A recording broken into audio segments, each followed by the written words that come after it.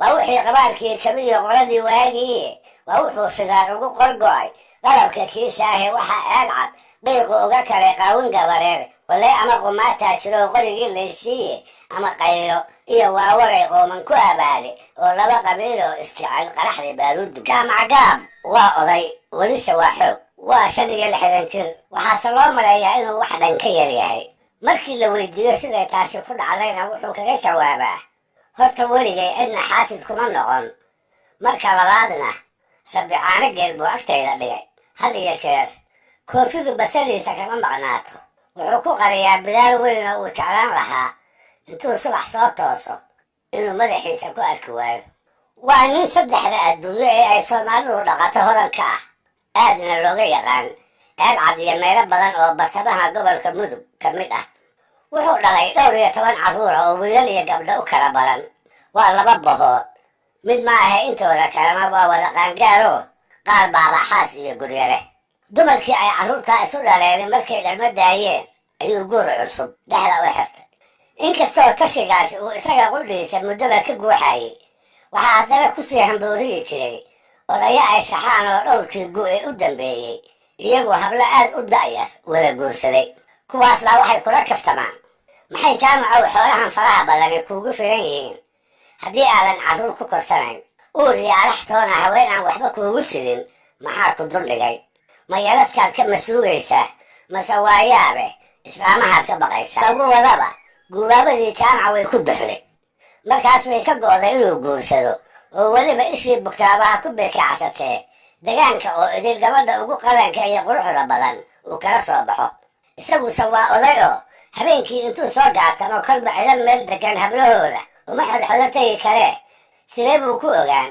gabadha tilmaantaas leereeraha ay u joogto dhalinyaro uu u adeer yahay intuu hoos ula faqay ayuu bari iyo bagax u kala diray wuxuu kula ballamay gabdhaha degaanka jooga inay uga soo dooraan inan ugub oo bilic iyo ansho wanaag labadaba faceed kaga foortay wuxuu doonayaa dhallinyaradaasi inay ku soo noqoto iyada oo mid waliba uu kula talinayo heble hebel inuu guursado markaasna uu isagu ka doorto tii inay madhaafaanka tahay ay la ahaato muddo dhowr bilood ah haddii korba gabar loo soo sheegayay oo looga sheekaynayay ugu dambaystii wuxuu jaamac gaabgowska ku qabtay inan ammaanteeda loo kala bayri waayayo uu ninka dhalay garanayo waxay tala kaga dhammaatay cawrale axmed maxamuud inuu doono oo si degdega uu aabbaheed iyo adeeradeed uu ugu gogol fadhiisto dabadeedna isaga iyo nin ay ilmo adeer ahaayeen ayaa goor subaxa waxay u jarmaadeen reer axmed maxamuud oo meel ay u harsan karaan deganaa galabnimadii reerka ma dhaafsanin markay ku warrameenna meel aqalada ka yara duursan ayaa golo dugsoon looga asteeyey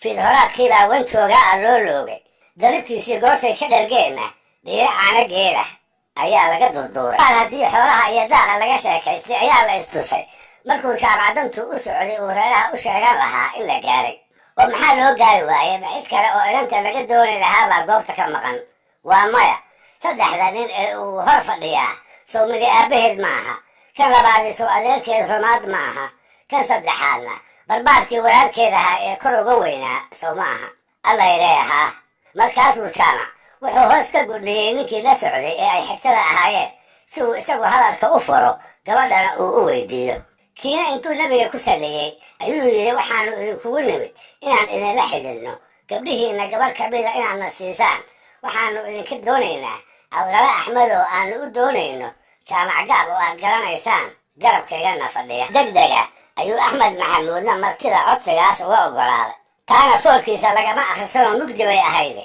waxaa laga ogaaday hawraartii uu hadalka ku bilaabay ee ahayd ninkii gabadhaada ku weydiistay 7 fac buu kuu ammaanay waxaa xigay yaradkii oo laga heshiiyey 10 halaad iyo qori 10 la ah oo jaamac gaab uu gabadha ka keeno markaana loo dhiso waase goorma markuu rays dhoomaa tala dhoobantaa waa tii la yidhiye waxaa la isla gartay biyagu markuu eebba cirka ka keeno habeenkaas haddii 10 cisho laga joogo ayaa si aanay cid kale gabadha u soo hawaysan wuxuu jaamacadeedkii uu la xidhiiday 2 wiil ugu soo dhiibay deeq aan badnaynoo aan yaradka ku tirsanayn soomaaliduna ay gabaati u taqiin waxay ahayd hal irmaanoo nirigteedii wadata si gaarahana uu odaga ugu galladay iyo dhar sodohda iyo cawrari ay ku arratirtaan hawshaasi intii ay socotay cawraro looma sheegin waxay ogaatay oo keliya markuu odaygu dharkii gabaatiga ahaa uu hooyadeed ugu sii dhiibaayey ee uu ku yidhi u sheeg inantaada in aan jaamac gaab siiyey. maya iyo aabbahay buu iga yahay hadduu rag ka haro,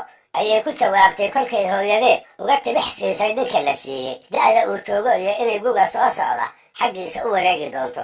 markuu aabbaheed taas ogaadayna wuxuu ugu yeeray hoos galbeedka aqalka miweyntiisa oo gabadha hooyadeeda. si walba wuxuu ugu dadaalay inuu taladiisa yeelsiiyo, si kastana wuxuu isugu dayay inuu ka dhaadhiciyo in guurka jaamac ay danteedu ku jirto. ha yeeshee waxba ugama naascadaan, inna uguma soo loodsamin. wixii murti uu u soo daliishadayna eebba wax ugama dhigin. ugu dambaystii isaga oo raba da'da jaamac inuu wax wanaagsan u tuso ayuu hadalkii ugu soo gabagabeeyey. maandhay, weligaa ma maqashay mahmahdii soomaaliyeed ee ahayd ninku dhali karaa ku dhaqi kara? taasna intay ciddi isku jabisay bay kaga jawaabtay oraah dhiirano hablihii la da'da ahaa aanay ku dhici karin. waxay tidhi, oo sidee buu igu dhaqi karaa? wuuba iga hor dhimanayahay. dabadeedna waxay ku warheshay odagii oo inta dhab u carooday dhowr dharbaaxa oo degdega dhabanka iyo isha bidix kala helay, isaga oo hiif iyo haaraanna ugu daraaya. markay kasii cararaysana waxay maqlaysay isaga oo ku leh bahalku qaad, maalin kastaba nin gayaankeeda oo na soo weydiistay bay nagu ceebaynaysaa. shawciil hore u qabaayo hadda ka hor bay ku diiday oday soo doonay yarad fara badanna ka bixin lahaa. maxaase xigi doona? jaamac gaab wuxuu ahaa 65 jir 2 jeer oo hore soo guursaday. carruur iyo xoolaba nin laga badiyey ayuu ahaa. waa dambe isaga oo markaa xagga 70 u tallaabsanaya ayuu doonay inuu mar saddexaad guursado. kolkaas buu aabbaheed ka doonay awlala axmed maxamuud oo geyigii uu degi jiray gabdhihii ugu toolmoonaa kasii tilmaanayd. laguma dhibina si degdega ayaa loo siiyey. markuu oggolaaday inuu ka bixiyo yaradkii baryaha hablaha laga bixin jiray kii ugu badnaa. isla markiibana waatay labadii oday ku heshiiyeen guga dambe inay xiraha iyo xaragada isdhaafsadaanoo gabadhu ay xagga jaamac u wareegto. qorshahaas iyadu waxba kama ogeyn, hidda ahaanna loomaba baahnayn. aabbaheed oo keliya ayaa gar u lahaa inuu aayaheeda ka taliyo oo weliba go'aamiyo. ha yeeshee markii taladaa loo sheegay cawlali way ku gacan sayrtay. iyada iyo aabbaheedna way isku afdhaafeen, taasoo gacanqaad iyo habaarba ay odaga kaga mudatay. maalintaas buu axmed maxamuud ku tashaday diidmadeeda inaan waxba ka soo qaadin, kolkuu jaamac yaradka u keena uu ku meeriyo oo weliba si qasab ah ugu guri geeyo. wuxuu isku qanciyey, oo haddaan sidaas yeelo micid baan wax u dhibay. gabadhi weligeedba oday la siiyey way diidi jirtay, waana lagu qasbi jiray. marka dambena intay ku nagaato way mahadin jirtay. maxay cawlali hablaha kale kaga duwan tahay? waa waxba, ayuu isugu jawaabay. baa curtay cawlala oo ooridiisa ah gurigii uu jaamac la wareegi lahaa. meel walbase kama culanna wuxuu ku hormaray si wacanna ugu dulgabdhamay xiriir dhudub dhulka iyo ballida lagu magacaabo. waa carshin iyo balli xidhiirsan isu dhow dhow oo jiraalka markay tahay ceelka dhudub looga arooro. waa dhul dhibicda horeba ay xooluhu inta ku cayiraan ku dalali jireen, degdegna ugu tarmi jireen. qoladii muddo ku nagaataaba way ku buraari jirtay. dhasha ayaa si la yaable ugu kori jirtay. marar badanna waxaa lagu arki jiray rag iyaga oo weli wada ciidan ah haddana 4 fac oo isdhalay isku soo gaaray. waxay odayadu odhan jireen lama sheegin qolo intay degtay aan ku buraarin dabadeedna aan ku jabin markuu inta kibir taabto ay gardaraysiga dadka kale banaysato. taana waxaad ka garan kartaa abwaan soomaaliyeed oraha uu ku soo koobay mar taariikhda geyigaa wax laga weydiiyey. wuxuu yidhi xiriir dhudub marka hore koris, marka xiga kibris, marka xigana kufis.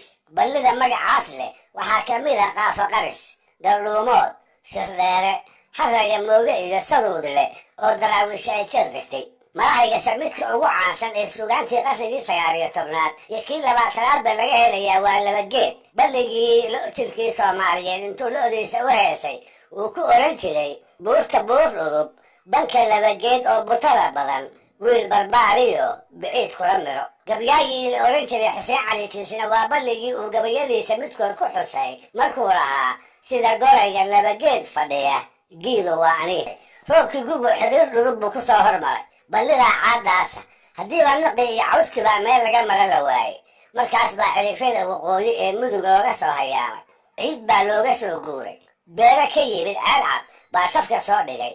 reerkii ay cawlali ka dhalatay iyo kii jaamac gaabna iyaga oo aan ku ballamin ayay agagaarka ballidaas midba dhinac ka soo degay. sideedana sabanka barwaaqada iyo ladnaantu waa marka ay dhallinyaradu isu hawooto ee inan waliba inantii uu guursan lahaa doorashadeeda uu kanshaha u helo. waa xilliga ay ku kulmaan ballida agahooda, goobaha cayaaraha iyo casaradii markay tahay xoolaha dhexdooda. habeenkii dambe meel degmada ka yara baxsan barbaar ku balansanay dhaantaha ku qabsato oo waa sideed habeenay gashaantimihii awalba loo dan lahaa goobtii ha soo buuxiyeen. habeenkaas iyo habeenadii xigayba ayaan wanaageeda iyo murtideeda gabadhii la wada jeclaaday Awlala Axmed bay ahayd. markaas buu inan waliba ku dadaalay intuu qalbiga ka xado inay isaga ooridiisa noqoto. gabadhise siday ku maamaahi jireen kulna waa koodisaa kowna waa kala baxdaaye waxay markii dambe u go'day nin warsamo la oran jiray. kaas bay is ogolaadeen. kadibna labadoodii midna mar dambe goobihii dhaantada laguma arag. waxay sheekaystaanba guuriya inuu la baxo ayay ku heshiiyeen. ha yeeshee labada mid waliba wuxuu kan kale ka qariyay waxay ahayd inuu ka ogaado. Awlali uma ay sheegin inay doonan tahayoo jaamac gaab la siiyey. warsamana iyada sheekadii uguma darin sheer hore inuu soo guursaday 3 carruura inuu dhalay 3dii iyo hooyadoodna ay dayr afraad duuma ka dishay. yeelkeeda isaga oo qabanqaabadii la bixidda weli ku jira ayaa qorshahoodii laga warhelay. Awlala aabaheed iyo walaalaheedba way ogaadeen. kolkaas bay ku tashadeen habeen iyo maalinba in gabadha indhaha lagu hayo tan iyo inta ninkii la siiyey lagu wareejinayo. habeenkii dambe iyada oo inta xoolihii la maaray ay saqdhexa ku dhowdahay ayaa warsamo oo isqarinaya wuxuu fooda ku soo qabtay geed yaroo aqalka ay Awlala ku jirto aan ka fogeyn. waxaa qalqalka ugu jira qori ustargaaba. gabadhana wuxuu u wadaa mara marsiinaha iyo kaba cusuboo ay ku raacdo. waa halkay ku ballameen iyada ayuu meesha ku sugayaa oo koldhow ugu iman doonta. markayse inta aqalkii ka soo baxday ay u dhowdahay inay la soo joogsato welise aysan soo gaarin ayay ku dhaxday 3 ninoo 2 ay la walaal tahay midna uu ina adeerkeed yahay. meel ay ka soo fuureenna ay garan weyday. 2 ayaa warsamo galguduub u qabatayoo qorigii inta kala wareegtay baadkiisiina madaxa jilbaha iyo dhabarkaba kaga garaacday. kii 3aadna iyadiibuu inta dharbaaxa iyo haraati u dedejiyey xagga aqalkii hooyadeed u tuquntay dama oo dhaawacan. qorigii laga xoogay Awlala iyo guurkeediina quus ka taagan ayaa aroor hore reerahoodii ka duldhacay. 7 kadib nabaradii gaaray markuu ka roonaaday ayuu bilaabay tol beelay iyo inuu ku hamiyo nimankii dhibka u geystay inuu ka aarsado. waxaa u bannaanayd ilga isaga u qareena inuu abaabulo ilga reeraha qorigiisii haya uga soo celisa wixii kaloo uu u sheeganayana kala soo xaajoota. ha yeeshee odayadii jifada u ahaa ee sidaa kula teliya wuu ku diiday. arrin kale oo shaydaan u qurxiyey ayuu tala mooday. isaga iyo 2 kale ayaa isku dhaarsaday nimanka godobtooda haya inaanay qori iyo qaantoona ka doonanine ay qambarac ku dhigaan. inaan Awlala cid kale lagula xidhiidin geel laga keenay oo yarad ahna aanu aabaheed weligiiba haaneydin. maxay haddaba yeeleen? intay dhaqaaqeen bay gabadhii oo ballida midkood dharku khasaaranaysa ul ku bilaabeen. dabadeedna xoog kula tageen. markay geelashii dhex geeyeenna siday doonaan bay ka yeeleen. waa kufsadeen oo mid kaliya uma ay dayne way ku moogaysteen. dhowr maalmood kadib markay caana diideenna iyadii oo aan gabar ahayn baroortiina ka dhammaatay ayay reerkoodii u soo luuday. meelay ku dhibcday waxa la ishaybiyaba sidii loo joogay bay agagaarka aqalka hooyadeed ka muuqatay. maxaase xigay hoog iyo ba madaxyo ku dhow qoyanaa oo qalalay xaraga mooge maygaag iyo goobo kale oo lagu baaba'ay. 44 barbaaro ilka loo walwaalay. 23 dhinaca iyo 21 dhinacii kale ah. jaamac gaabkii ay Awlali u doonanayna markuu waxa dhacay maqlay ayuu inta dib u gortay geeliisii cashaday. cid kalena ma ay guursane sidaas bay ku gabowday. raggii ka qayb galay waxaa Allah u naxariistay ka mid ahaa gabdhaha Xaaji Axmed Fiqi la oran jirayoo reer Gallinsoor ahaa ilka dahabna ku magac dheeraa. 12 gu haddii dagaaladaa laga joogo ayaa gaban uu adeer u ahaa ay dhalinyaro kale isaga oo gamacsan waxay ka xadeen qori iyo shakad rasaasa oo uu lahaa. maantaa kadib in badan ayuu gabyaagu qorigaa ka ergeeyey. ha yeeshee reerihii uu ku sheeganayay wax garowshiyaa kama wehelin. alla ilaahay waana dhacanta goortuu is yidhi ayuu tiriyey gabay goodi ah oo raggii qoriga ka hayay uu ku xusuusinayo gadarooyinkii geyga soo maray iyo goobihii bacnaa ee ay soo jiideen. sheekadaan qiiqii cadcad la baxday isaga oo aan halmaamin ayuu yidhi waa wixii qabaarkii jabiyo qoladii waagii.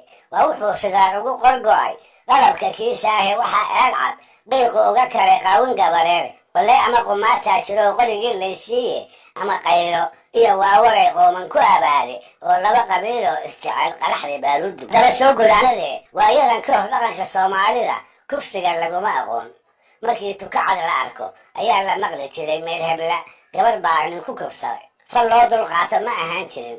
ninkii ku kacaa kuma badbaadi jirin, hadduu ku badbaadana wax takooran baa bulshada dhexdeeda looga yaqiin. gabar reerood in la siiyaana aad bay u adkaan jirtay. dhegaystayaal, barnaamijkii dhaqanka iyo hidduu maanta halkaa